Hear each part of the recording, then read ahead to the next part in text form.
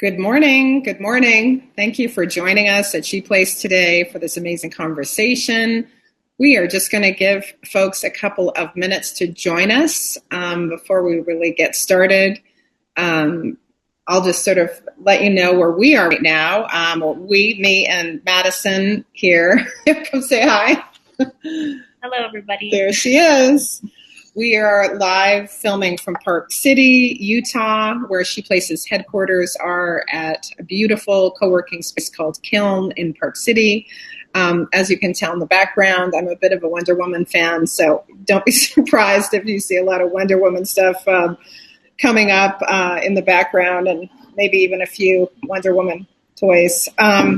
But thank you for joining. Again, we'll just give everyone a minute or two to join us before I introduce. Hello. Please feel free to introduce yourself in the chat. You can say where you're joining us from. You could give us your location, even your organization, what you're excited about regarding the call today with Farai Chideya, who I can't wait for you to meet, who you're seeing her beautiful face right now. And maybe I will just get started. And if you do like this conversation, know that we will be recording it, and you can share it with friends in case they didn't have the opportunity to join us live. So welcome. So my name is Jacki Zehner, in case you don't know me. I am the founder of She Place. Again, honored to create this community here based in Utah, but it is a national community. Really, anyone can join. Any self-identifying woman and male allies are welcome to join our free online community. When Shay will be posting the link in the chat. We have a really crazy, bold mission, which is to actualize a world where all women plus are valued, resourced, and thriving. And we believe wholeheartedly that our individual prosperity is connected to the prosperity and well-being of all other women plus.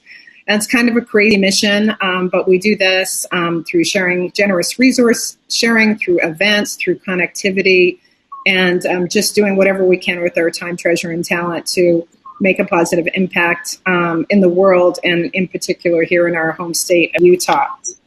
So again, in the chat, please feel free to post comments and questions. You see Shay is already initiating the chat, and it'll be a place where you'll find a lot of the links related to our conversation today. And before we begin, we want to take a moment to acknowledge Indigenous peoples whose unceded lands, which we were calling from. Farai, you wanted to do your own recognition, so please feel free.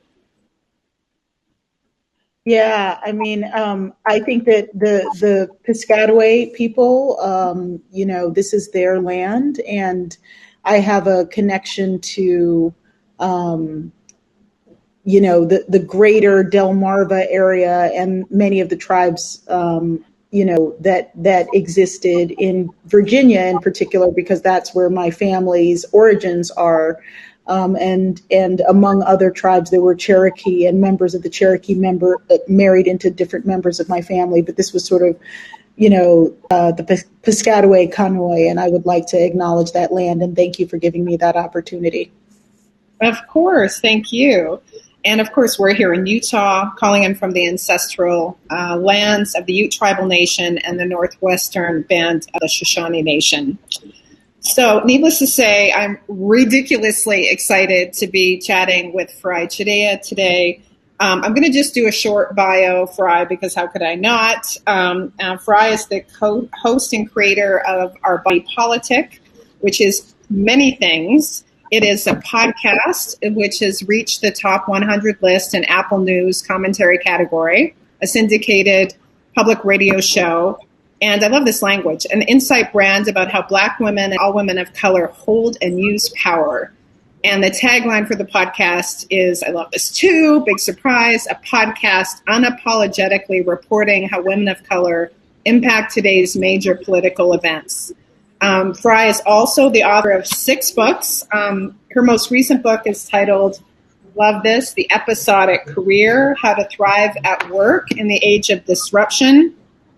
She also works as a philanthropic strategist, and if that is not enough, she's also the CEO of Diaspora Farms, which I think you'll tell us about later as well. And she is truly a Wonder Woman. And I am honored to know this incredible person. And Farai, thank you so much for joining us today. Oh, Jacki, I'm just absolutely thrilled to be here with you. Just very grateful. Oh, well, we are the ones that are grateful.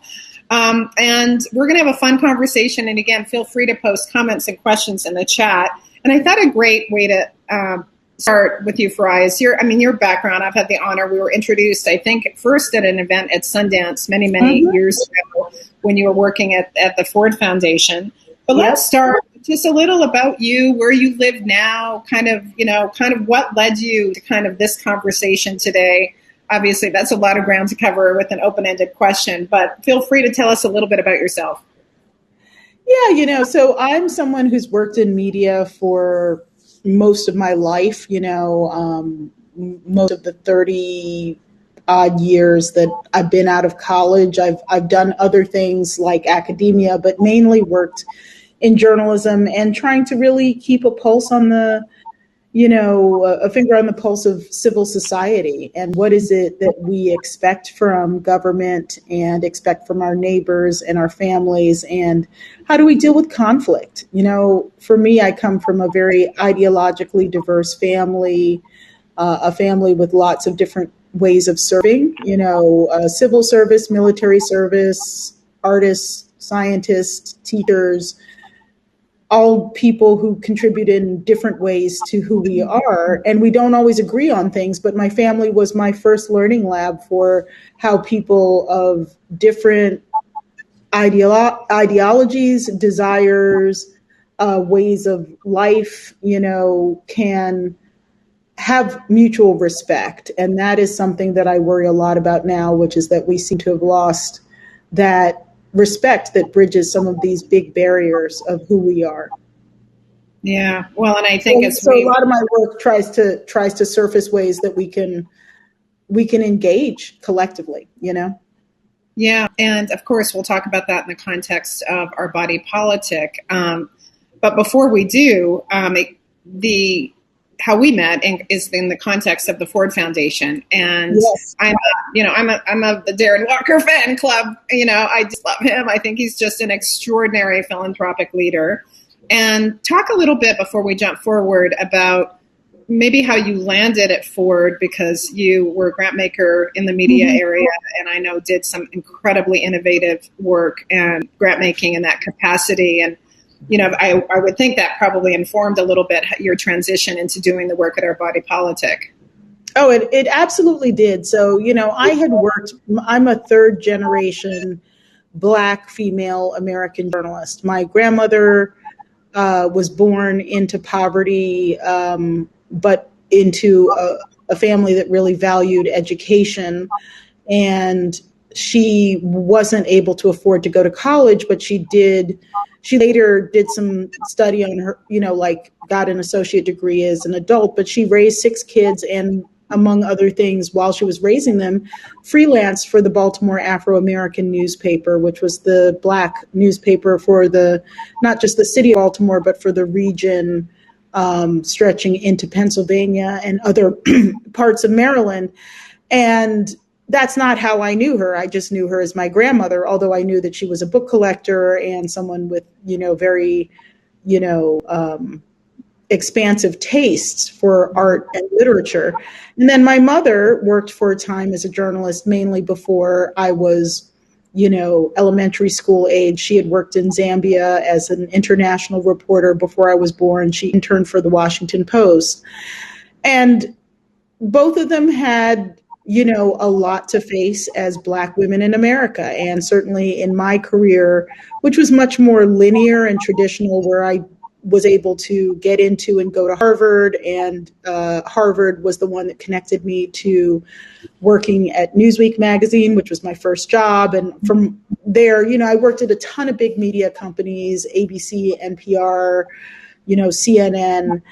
But I wanted to do something, Ford recruited me for the job. And at first I was like, that's not really what I do, because I like creating things. I don't like managing things and managing budgets. But what I realized was that there was such, and you know this from working at a much higher level of finance, that moving money as a form of co-creation, and that you are able to create opportunity. So in addition to funding individual organizations, I also helped found the Racial Equity in Journalism Fund, which was, at its start, a handful of donors, including Democracy Fund, Craig Newmark, Google News Initiative, and now is a bigger collective of different funders who come together to pool money that is dispersed to local and regional Black-led, immigrant-led, Indigenous-led, people of color-led media organizations. So I feel like the Ford Foundation gave me a real structural understanding of money that I probably hadn't plugged into before. And now I'm using some of what I learned to run my own company. Yeah. Well, and I love how you connected some of those dots. And it's interesting the role philanthropy has come to play in so many sectors that you would think that maybe wouldn't need that kind of capital versus other kinds of capital.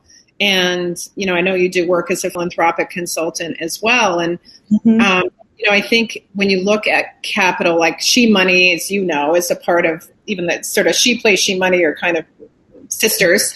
But to put a financial lens to everything, not in a way that is transactional or capitalistic, but understanding. And I love how you said that. And I don't know if Maddie grabbed it around, financial capital. What was the quote? Oh, moving money as a form of co-creation. I'm going to grab that. That is a gorgeous quote. And that's something we're really trying to talk a lot about in the context of even She Place and all these conversations is, what is the role that money plays in this, right? And before we jump over to talk, which we will in just a second, to our body politic, and well, let's just jump there. So you had this amazing, I know, game-changing, really, and I don't use that term lightly, role at the Ford Foundation, arguably one of the most progressive and interesting and catalytic major foundations in the country, in the world, maybe, and understood sort of the role that money played in supporting efforts that were not being supported through, let's just say,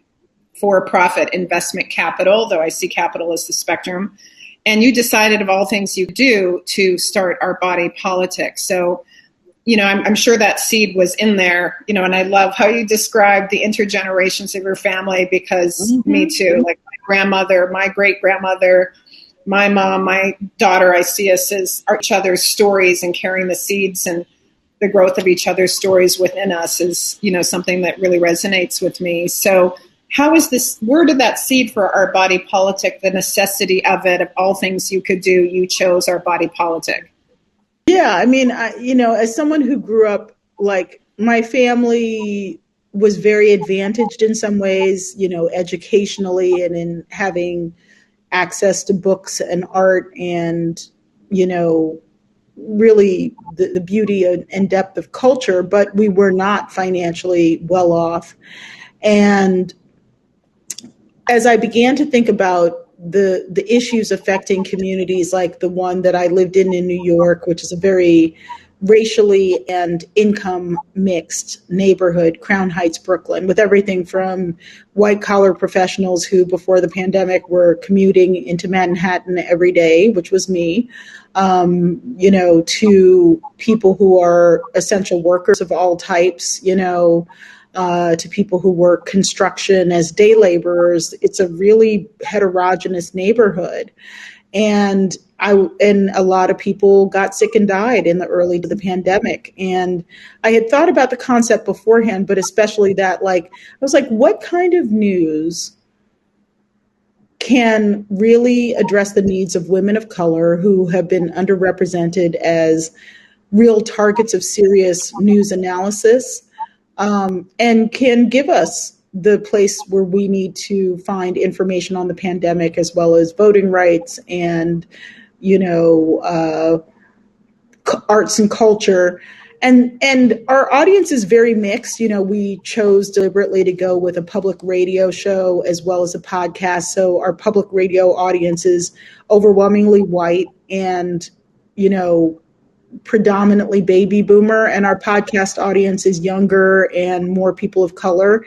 And I think that gives us a real reach to understand different types of people. And And so, like, as a Black woman, I have spent my whole life, even as I've worked forever pretty much in journalism, I've spent my whole life consuming news that is generally normed towards white audiences. And I get a lot from it. Sometimes there's things I critique, but there are things that I get from it all the time. And what I've been gratified to see is that our show, which is kind of normed to speak to and about the issues facing women of color, is also very much embraced by white audiences, because I think all of us need to realize that we need to get on the same page. We need to get on the same page when it comes to understanding this country. We need to get on the same page when it comes to understanding politics. And it doesn't mean we have to agree on everything, but we have to at least acknowledge what the key issues are. And then also things like the pandemic and how to protect ourselves. Like, we have great public health officials and doctors on all the time. So I'm also, I think, trying to bring an element of service journalism back, like the idea that journalism actually serves you. And it's a product that is not just there to, like, destroy your mental health with you having to worry about various things, but it's a product that can be there to support your wellness. And that's why we created this. Yeah, it's so good. And to your point, it's, and the podcast world has become, exploded. Actually, one of my portfolio companies is, I do angel investing is Wait What? Or What Wait? Yes. Yeah, which, this is an amazing company. They launched Masters of Scale as their first podcast company, I think, 6 years ago.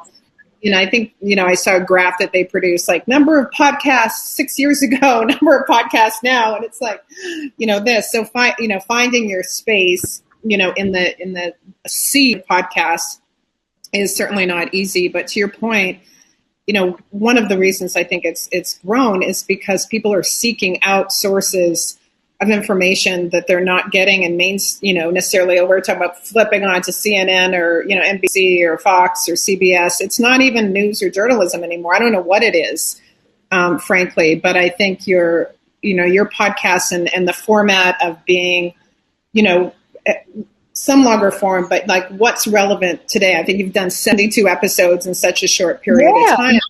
Yeah. And just like when you pull at the threads of what's, in the past year and a half of reporting, and perhaps you did already a little bit, and we can transition there because I think there's a lot of folks calling in that are in the professional world and really thinking about the nature of work right now and also work during the pandemic. We have what's arguably a labor crisis, and a lot of research has come up even, in terms of those opting out and reasons for opting out. And that's really what your amazing book speaks to. So let's talk, we'll come back to beloved community, which I want to talk to you about, which was the theme of the newsletter. But if we jump forward to talk about the world of work, kind of pulling from the motivation and the frame of writing this book and seeing work as dynamic, as self-managed career, not work.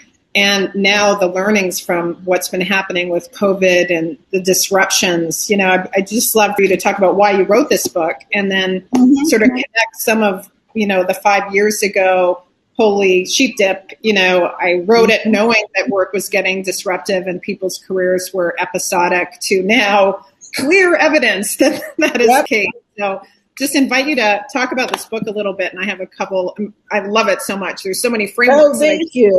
Yeah. No, it's funny because I'm trying to decide whether to do a podcast or something else that updates the intellectual property. Like, this was a big research project where I worked with SurveyMonkey, or what was then SurveyMonkey, to do an original data set. And I found some really interesting findings, like people who work for money tend to be more satisfied than people who work for mission.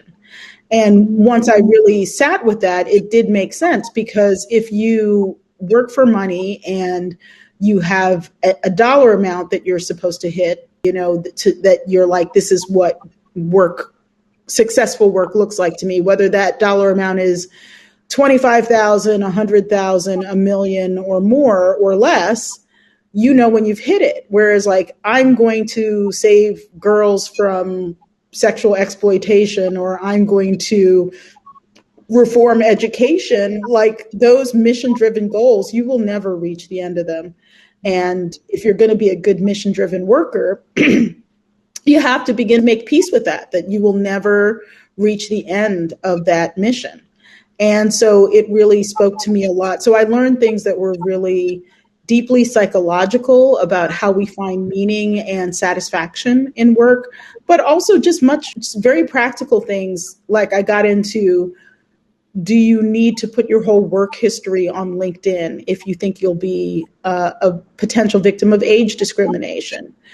So I think especially for a lot of women in their 50s and 60s, there are questions that emerge about, like, will I be judged for who I am, or will I be judged for my age? And, so I went through that, a discussion of that in the book. I went through a discussion of different forms of discrimination, but also I think the thing that I brought up in the book that is most relevant to where we are now is, what does loyalty to a company mean in a time where jobs and companies are changing dynamically and the circumstances of employment are changing dynamically? So there had been a bit of a standoff where companies were like, well, I'm not going to train you, or I'm not going to do this because I don't know if you're going to stay. And employees were like, well, why should I stay? Because you're not training me, you're not giving me X, Y, or Z benefits. And that's all the playing field that has to be worked out, and now has to be worked out with things like, how long can you work from home? Can you be, like, my small media company is all remote work. And there are, like, I haven't met the majority of my employees face to face yet. I hope to someday. That'd be nice. But, like, I hire people who I haven't met and onboard them without meeting them, and we work together without having met. And it's not always easy, but I think it's totally possible. And most of the people who I'm talking to as potential talent, they don't want to relocate for a job. They're like, I'm in Southern California, or I'm in Minnesota, or I'm in Arizona. And they have reasons for being there that are usually around family or, chosen, community. And I'm very grateful that what I do can work with an all remote team. I do go into a studio in DC to tape the show, but my team is remote for the most part. And these are all things, like the things I brought up in the episodic career are really about how owners and managers make agreements with staffers around what is their shared work and what is their individual work. So you have to have the ideas like, our shared work is accomplishing X. Your part is this, my part is this. But what does it mean to have shared work when it comes to creating a work environment? Like, if you're remote all the time, you can't just be like, well, I'll take you out to lunch every other Friday. Well, that's not going to work. So what are those things that are pot sweeteners? What are those things that show respect and engagement and love of your employees? These are all things that we're having to reinvent, and I think can be really healthy. Yeah.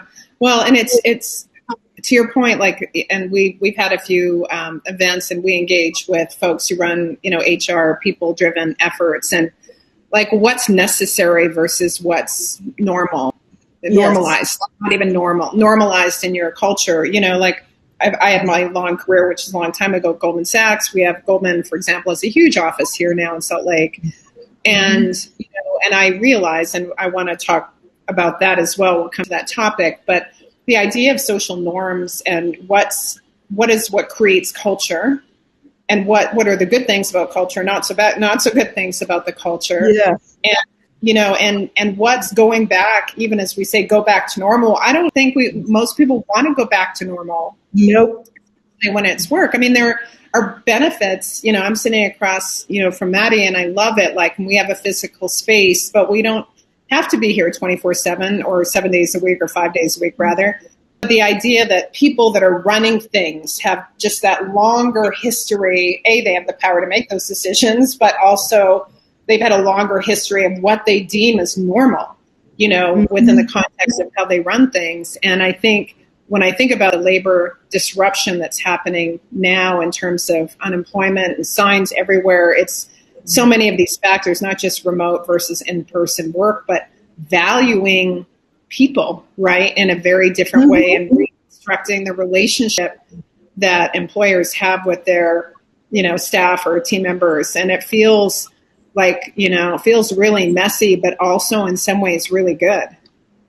Yeah, no, and I agree. I think also part of it is like, frankly, as women, we were never completely factored into the evolution of the modern workplace. I have a friend who's a huge researcher on, and this is not her job. She's a reporter, so she's a researcher in general, but she does a lot of research on prehistory. And she says that the most gender equal era in human history was prehistory.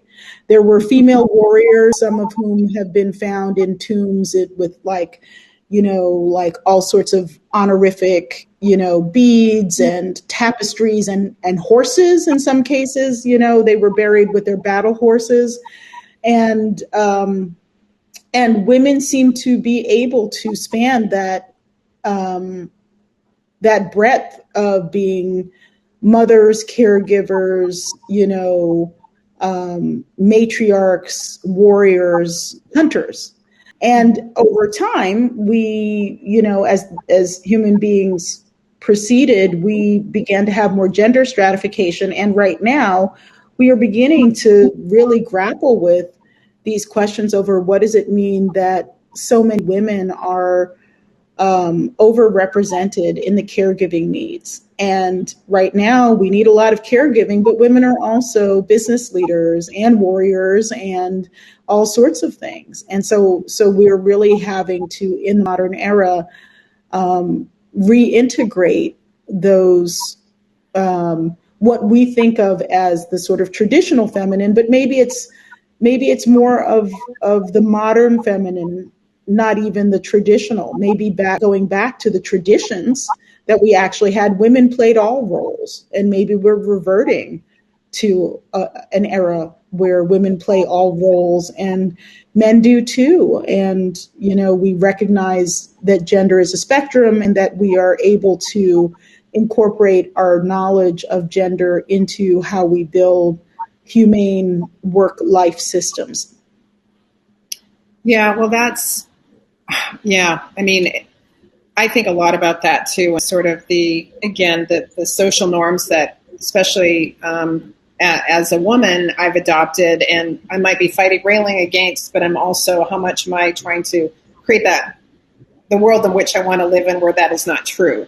And there is, and I know I mentioned this to you, and I think about that a lot, about the narrative, and that's such a through line and so much of my career and my work in film for a little bit, and obviously your work in media. And I mentioned to you that I had just listened to a podcast, Krista Tippett's recently podcast with this gentleman named Trabian Shorters. And Mr. Shorters, just to frame, I know, is a consultant and founder of something called Be Me Community. And he introduced me, I'd never heard of this concept, asset framing. And I'll read the description to you. And we're going to post some resources in the chat because this is like so good. Maddie's, and I were like this about it today. So he says, asset framing is a narrative model that's defined by their assets and aspirations before noting the challenges and deficits, that this model invests in people for their continued benefit to society. And I was like, heck yes to this. And I heard of asset mapping and abundance versus scarcity mindset, but this is so much more practical and relatable and doable in the kind that's connected to these threads that we've already talked about, certainly at work, caregiving. Maddie asked in the chat, do we think COVID has shifted caregiving dynamics? And it's also the value of caregiving. But I want to pull you in a little bit to, ask you about this and maybe, bridge it to a little bit in this conversation of the work you do in diversity and inclusion consulting and these big words that are often thrown around to also frame sort of a body of work that's oriented towards truly creating societies that do this, right? That lift up the aspirations and the potential of all people.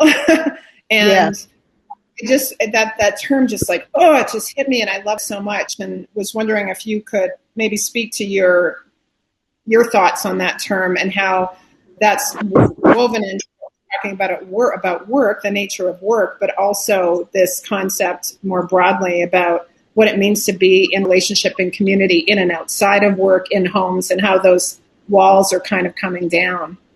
Yeah, absolutely. Well, I'm a huge fan of Trabians, and I am also someone who is a member of the Be Me community. They have a number of people who join each year, and it's an invitation community. And Trabian has worked in tech, and he's worked in philanthropy, and now he's just kind of, building his own incredible community and knowledge center. And asset framing is important because it relates very much for me as a Black woman to how I was taught how to appreciate my role in the world, which is not that I'm a Black woman, so you need to give me things to make up for things I didn't get before. Although I think it's certainly worth a conversation about what is owed to Black women and to other historically marginalized groups. It's like the asset framing around Blackness and Black womanhood is we have been asked to deal with problems that many other groups of people don't have to deal with. We have to live in a country that only grants us effectively conditional citizenship and conditional access to capitalism. And we don't get treated the same way that many other people do. And because of that, we have skills and knowledge bases where we have learned hacks to systems that don't support our growth. And instead of thinking of us as the people who don't have as much, maybe ask what we've learned about working with systems that don't value us and how that can be used to provide better access to the American dream for not just us, but many other people. And I think that what Trabian is doing with asset framing is beginning to ask us to look at all of the different groups of people who have had to strive for self-definition and who have learned valuable skills. I think about the veterans community. Many members in my family are veterans, and I have a great deal of care for the veterans community. And it is a community that has a mix of, special access points to things like home loans, but a lot of implicit discrimination. People put a lot of baggage on veterans in different ways. But I think the veterans community, it has a huge asset framing context to the world of work today. Like if you are a veteran, you probably have been told that you need to work doing certain things in a place that you may not have expected to be, and that you do it and you learn from it. Who do we need more in a society now where we're rebuilding work? People who know how to deploy and do things where they're needed, even if it's not what they expected. And so to begin to shift away from understanding who people are purely through a reductionist or deficit framework to an asset framework, I think is critically important and can be applied to all of us, frankly. All of us can be people who look at ourselves through, the Trabian shorters and adjacent asset framing and say, what do we have to give? And how do we begin to share what we have to give with others and to learn from what other people have to give? It's a very important lesson. Yeah, I love it so much. And it makes you very, as we all should, really mindful of language, especially when associated with identity, and he gives examples of talking about people as low income or at risk or marginalized, and it's not to acknowledge that there are issues or challenges, but you just don't lead with that, as well. And I do think, to be more, it's even listening, but even prior to that, to be much more intentional around, and he describes it too as like the why and the who of service.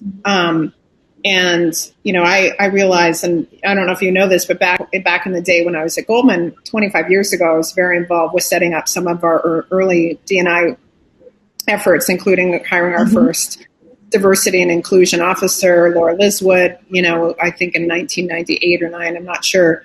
And I do track the progress of this. And again, I know you do some work in consulting in this field.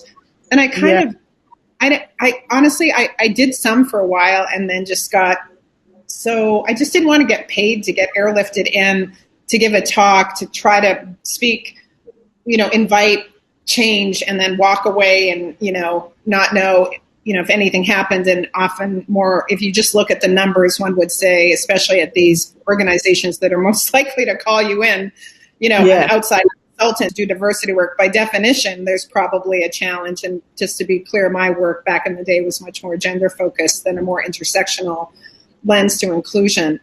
But, I'm just so, to me, when I read about asset framing, and it's also some work that this amazing leader in Utah is doing, Zeman Zhao, around this campaign for belonging and asset mapping, this idea of really changing the narrative, about this isn't a problem, to be solved. This is an opportunity, to actually build thriving work and living communities that actually respect and value what the unique perspectives and, like you said, talent, skills, everything. But it's just, when you see it, you're like, yeah, it should be that way, but it's just so not that way. And anyways, it's just something that really resonates to me. And this is the work. So we do have a lot of corporate folks on the call today, and I'm just curious about, you can lean away from asset framing, but, is when you do work and talks around the world, diversity and inclusion, is that even something you do that much anymore? Or what is your perspective on how those efforts have helped or hurt, or somewhere in between? Yeah, I mean, I gave a talk to, Chief, which is one of the women's leadership organizations. Yeah. So I gave a talk to Chief last year about essentially using design thinking and evidence-based research to do DEI. And I was very much inspired by Iris Bonet at the Harvard Kennedy School, who's a behavioral economist and who wrote the book, What Works, which is really about looking at DEI work that works. And she's like, it's hard, it's not easy, and yet there is a lot of evidence-based research, and some of it leads us away from things that we might think. Like, there's some strong evidence that actually training everyone to avoid sexual harassment isn't the best way to go. There's the whole school of evidence-based research that says make it your manager's jobs to deal with their employees, because sometimes, kind of the endless chain of all employee trainings actually seems to trigger some of the people who are bad actors. And if you don't make it clear that it's not just, quote, everyone's job, but it's also specifically a managerial task, and that can be assigned and monitored, so I would urge people to go and look at some of the evidence-based research. I know that Frank Dobbins, who's written in the Harvard Business Review, has done some of that research, some of that evidence-based research on how to do diversity training, because it's part of having a design thinking and evidence-based research mindset is being willing to challenge your own orthodoxies or other people's orthodoxies. And so what seems to work in the end is, being able to have evidence-based research and to experiment with implementing it in your company, and being open to evolving your processes based on what teams actually want. Like, you just can't sort of say, well, now we've decided that we want X to be Y. And it's like, first of all, why does X have to be Y? Why do I have to do it? Like, people start asking all these questions. Like, it's awesome that you think women should be whatever, but like, I'm already working 5 jobs. What does this have to do with me? And you have to begin to deal with the reality that in general, like forever, most people have had some degree of stress at work. And now in the era of COVID, lockdown, schools open, schools closed, relatives in and out of the hospital, people moving, you have to make a really good evidence-based case for why this is good for the team, the company, and the enterprise. And I'm never afraid of making evidence-based cases for DEI. I think that in journalism, for example, there's, a clear record that when journalism is able to tap into a broad range of people from different backgrounds, we get much better intelligence gathering about the country. Like I'm someone who grew up in a Black American family, but with African relatives and also with white relatives who married into the family, and continued to have a very multiracial group of friends and associates, which is not just incidental. It's not just, oh, that's nice, Farai. It's like, that's what let me go deep into various parts of Trump country, while reporting on the 2016 election. Like my family tends to be sort of Colin Powell, Black Republican military people, and sort of civil servant progressives. And we're not super strong on Trump voters in my family. I don't think that there are any of them. And it's not that my family is my whole social set, but when you go out on the field as a reporter and you have to talk to people, you have to begin to create social connections. And I did that through my extended network of people that were contextually relevant, had relatives, friends, connections in different parts of the country. And I was never afraid to lean on those networks because I got a much deeper ability to connect to people from different backgrounds and accurately report who they were. If you're someone, for example, who grew up in a family that was monocultural and maybe didn't feel as comfortable, monocultural of any type, and didn't feel as comfortable forging new connections with people of different races and political ideologies, you have to work harder to do it. And so in some ways, the research case there would be like, how can your reporting be more accurate and complex if you get outside of the zone of people who are like you? I had help in a way from how I was raised and the ethos I was given to really go out and connect with different people. But if you get a sense that you're in a business of any type, that requires intelligence gathering, you better be sure that your intelligence gathering can reach people of different races, income levels, and ideologies. That's part of your team's job. And if they don't feel that they can do it, then that will hurt your overall performance and your contextual learning. Yeah. Well, and your training as a journalist, I mean, it teaches you to, by definition, ask questions and listen more than talk. But this, idea of how we engage with one another, especially in what is, I'm finding it takes work to get out of your bubble, mm-hmm. and especially in COVID, literally your bubble. Exactly.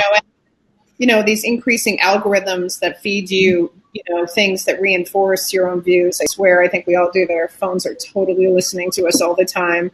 And what does it really mean to not just, say that you care or that you're working towards this, especially in philanthropy where, sorry, someone's very loud outside our door for a minute.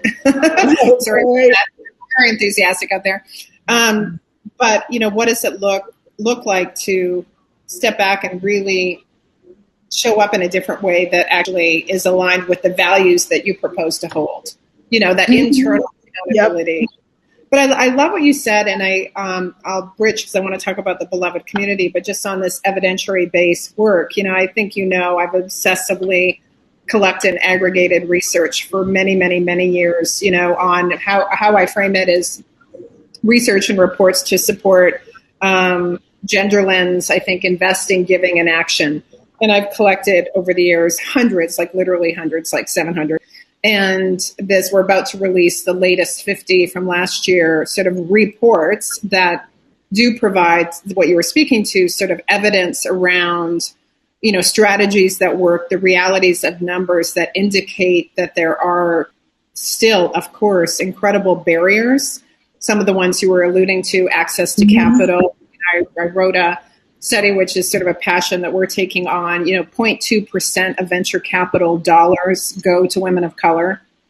It's just so you can to not believe, and I think people do, that there are huge still, systemic embedded biases and racism, and especially in the world of money and how money is allocated and distributed, and the necessary sort of continuation to push forth the evidence and the research. And at the same time, I don't know about you, but you seem perhaps more okay with it than I am. I'm just so frustrated too by the need to produce ongoing, continual research to justify human decency. Maddie, this is going to run it in a second, so I'm just flagging this.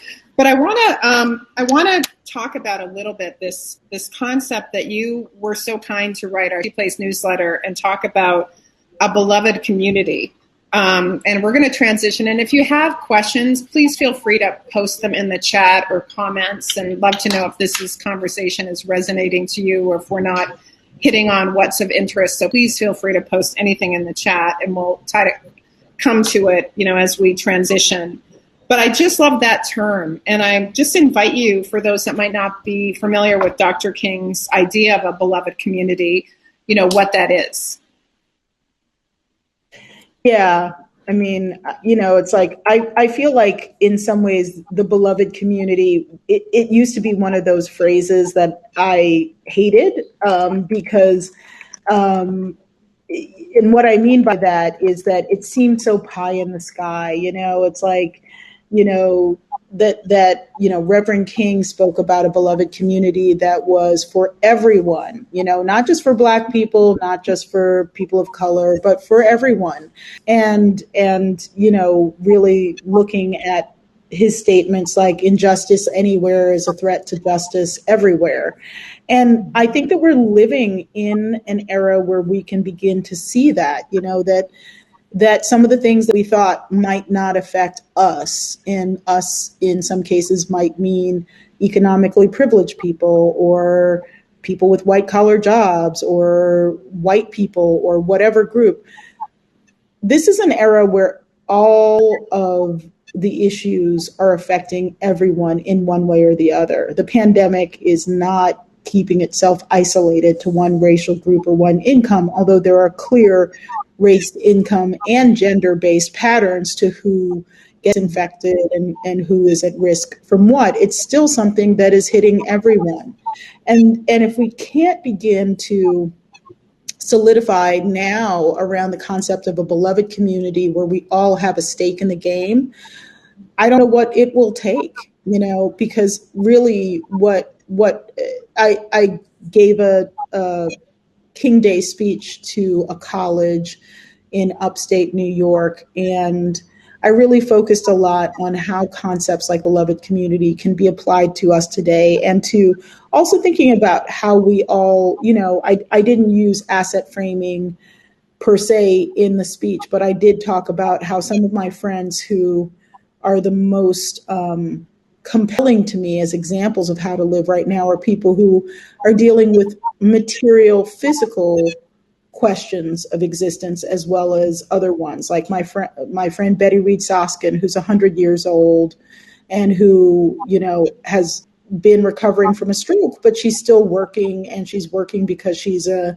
historical lecturer, and she loves what she does, and she feels that it helps build that beloved community. For her to talk about being a young Black girl who had to move out of Louisiana after the great Mississippi flood of 1927, and who moved to Northern California and went to school with people from immigrant backgrounds. Like, she was a migrant within the United States. There were immigrants, and they were all growing up in the Northern California of, kind of the Depression era. And she's never had it easy her whole life, but she is someone who persevered and who had a sense of self-determination. And my friend Alice Wong, who runs the Disability Visibility Project, which she is someone who has a degenerative spinal muscular condition, and she's on a ventilator, and she's a podcaster and a book author and a memoirist, and she's just doing her thing.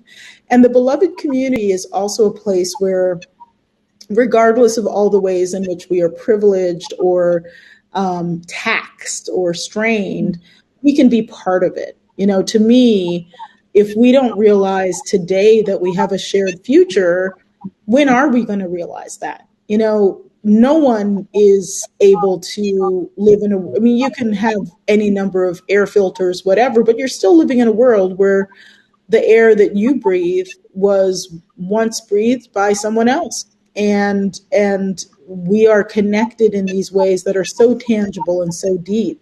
And so to me, the question really is, what am I willing to bring to the beloved community? Like if the beloved community were a picnic, what am I bringing to that picnic? What skills as a financier or a businesswoman or someone who can talk or tell stories or just be sitting in presence with other people. That's what we have to do.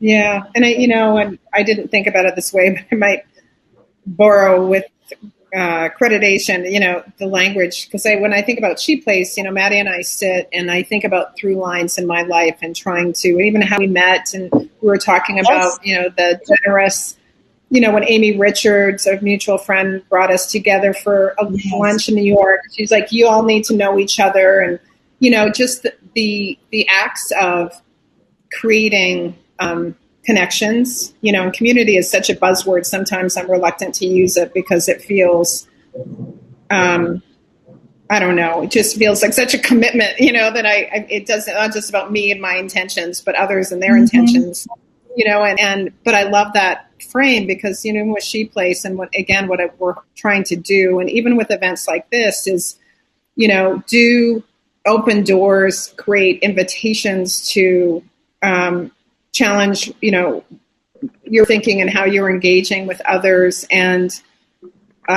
lifting up, kind of language and possibility in a way that maybe we're not so much seeing in other places. And if we are seeing it, find ways to share it and connect. Your work, at our body politic, and might not have been as natural for you to find your way into what is predominantly, a Utah audience right now. And here you are, because whose intention was to make sure that we knew each other and were in each other's orbit of support. So I love that so much. And I want to, and we're just winding down, we've got a few more minutes, but it's connected to that. And I love quotes, and you are, very quotable, by the way, which were those threads. But you had a quote Maddie pulled out, which I loved. We both loved, from Bell Hooks, from the book All About Love. In the close of one of your emails that said, rarely, if ever, are any of us healed in isolation. Healing is an act of communion.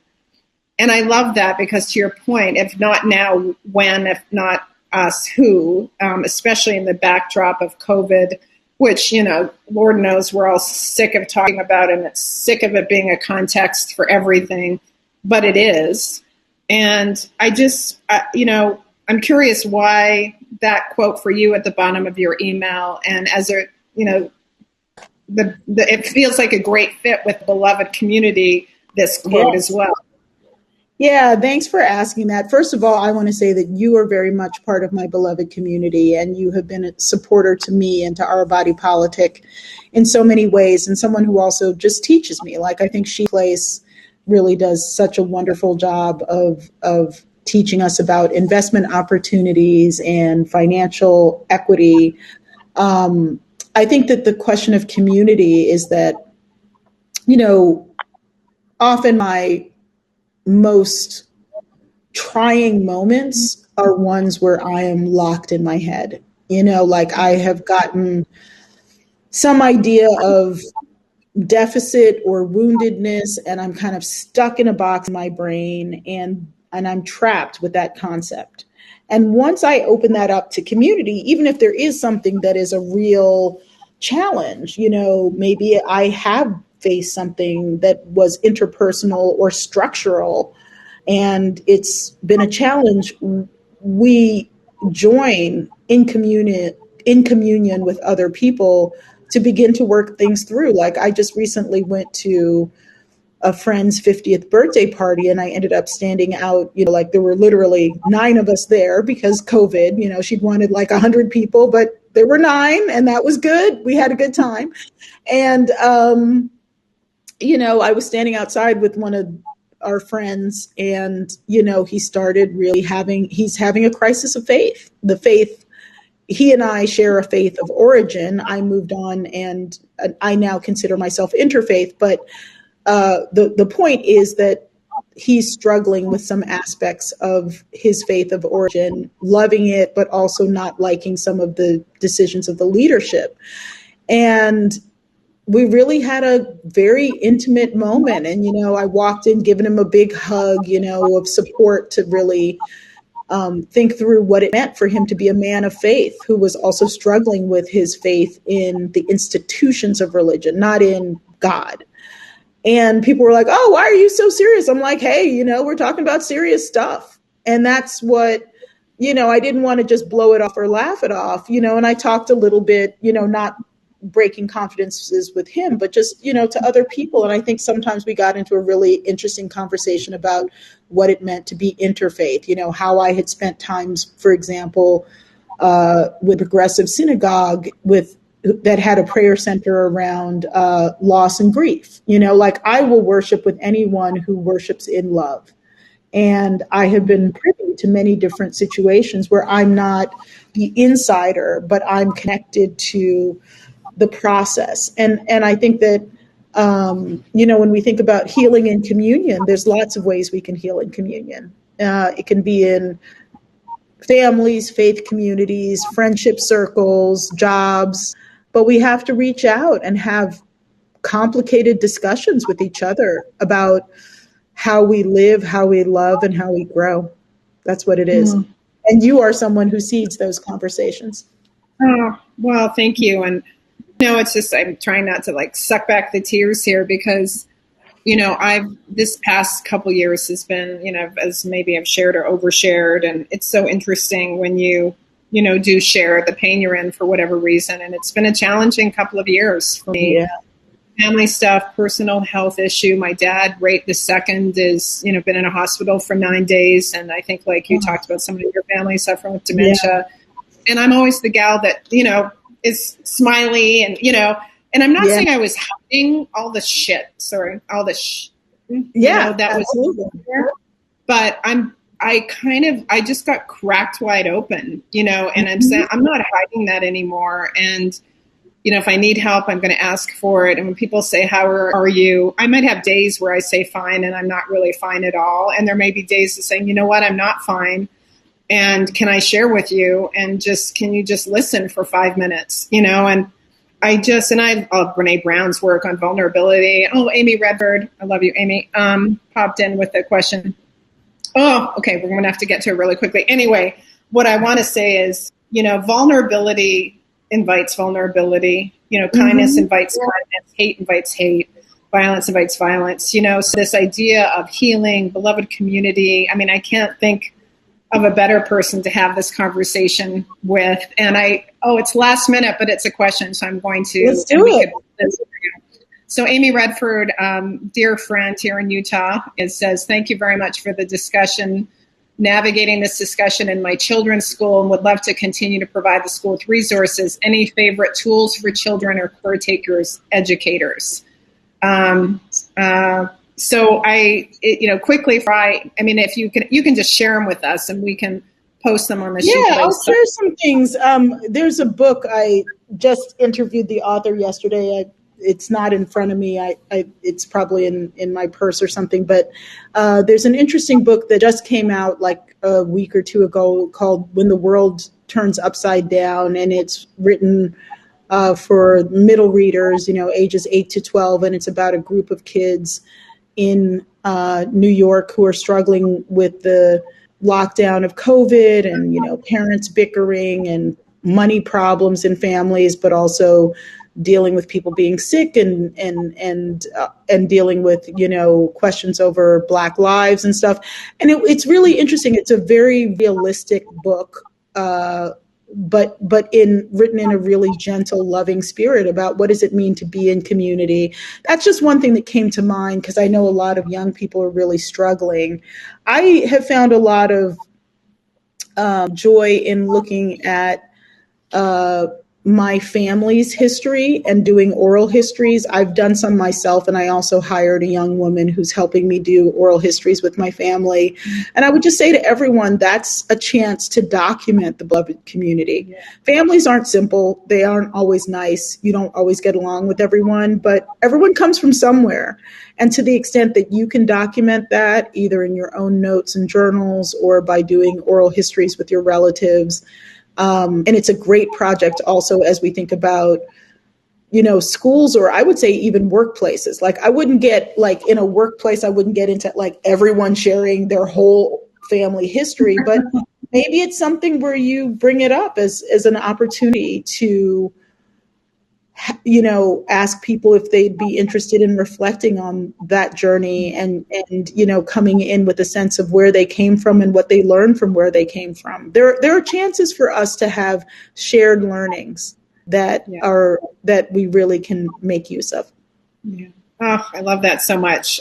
So much more to talk about, Farai, and I know we're going to lose people at the top of the hour as we are there, but please. Shay has already posted resources to subscribe to Farai's Our Body Politic podcast.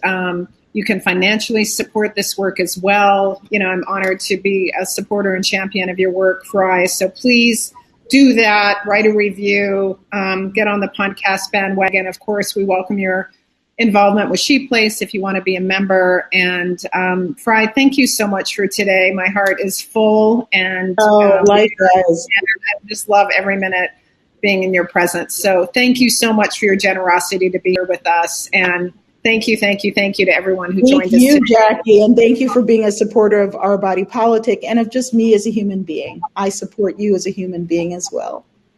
It's my pleasure. Take care, Farai. We'll talk soon. All right. Bye. Thanks, everyone. Bye.